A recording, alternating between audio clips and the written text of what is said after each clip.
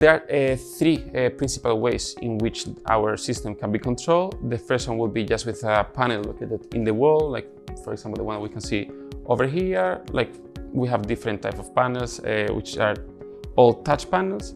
Then we can control the units via internet. The unit can be connected to the internet, and then with our phone or with a laptop we can select what's the power that we want, what's the temperature, or in which mode we want the unit to work. There is a third way in which we can control our unit, which is completely automatic, using CO2 sensors and humidity sensors, and also together with a schedule in which we don't need to give any manual input to the unit.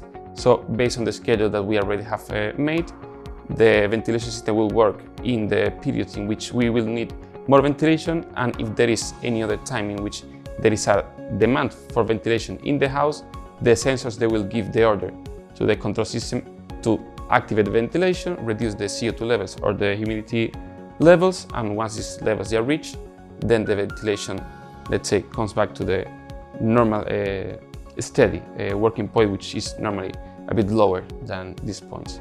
There are also some things that they can be implemented in the house, like switches. We can, if a cable is put from the switch in the toilet for the light, for example, to the units, once we press this switch, the unit will enter in a boost mode, so we'll have ventilation when we are using the toilet, like extra ventilation which is needed. Once we put the switch off, this ventilation will stop or come back to the standby mode.